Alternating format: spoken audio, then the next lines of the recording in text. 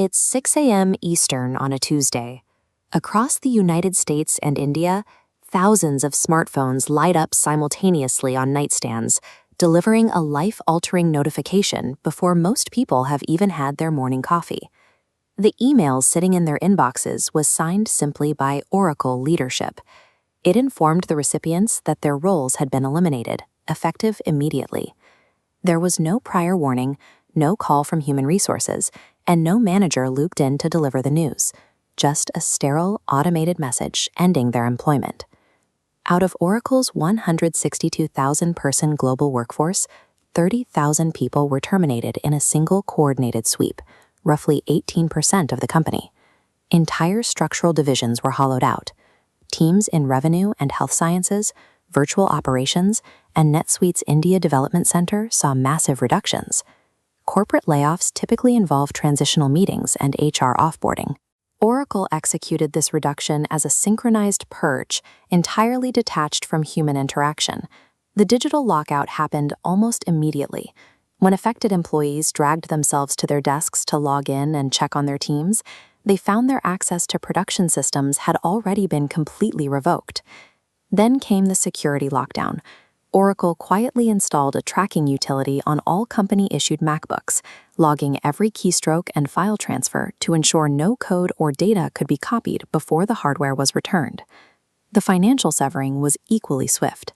While employees were offered standard severance packages, any unvested restricted stock units, shares of the company tied to future employment, were permanently vaporized the moment the termination email arrived.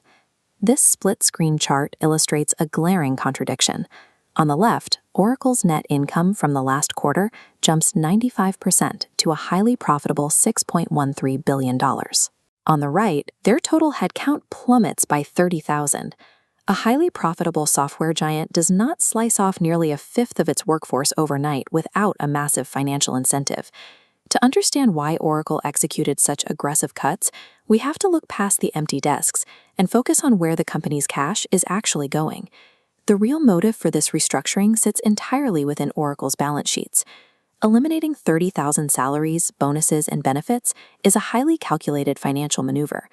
Market analysts estimate this headcount reduction will immediately free up between $8 and $10 billion in liquid cash flow. This chart reveals why Oracle needs cash desperately. In just 2 months, the company piled on an additional $58 billion in new debt. That borrowed money fuels a hyper-aggressive expansion, acquiring land, power grids, and physical hardware to build AI data centers globally. Oracle has abandoned its position as a safe, steady software provider to operate as a highly leveraged infrastructure builder, making an enormous, debt-fueled bet on the future of artificial intelligence. The broader financial market has watched this massive debt accumulation closely, and investors have started to heavily penalize the company's sudden strategic pivot. This trendline tracks Oracle's valuation from its peak in September 2025. As you can see, the stock has rapidly shed over half of its total value. That severe drop in valuation triggered a critical failure in their funding strategy. Seeing the massive debt load and crashing stock price, multiple U.S. banks quietly pulled their support, refusing to finance any more of Oracle's data center projects. With traditional lenders retreating and a battered stock price making it too expensive to raise money by selling shares, Oracle suddenly found itself cut off from the external capital it needed to finish building its AI infrastructure. The $8 to $10 billion extracted by firing 30,000 people is a strict survival necessity. Because the external funding for their AI ambitions dried up entirely, Oracle had to cannibalize its own operations to keep building, which brings us right back to that 6 a.m. email. The financial crisis in the boardroom translates directly into 30,000 terminated employees at kitchen tables. We are looking at a brutal, direct transfer of corporate resources.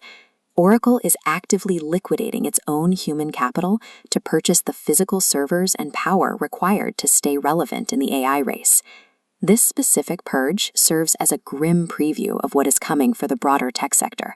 As the race to build artificial intelligence accelerates, companies across the industry will have to figure out how to pay for it.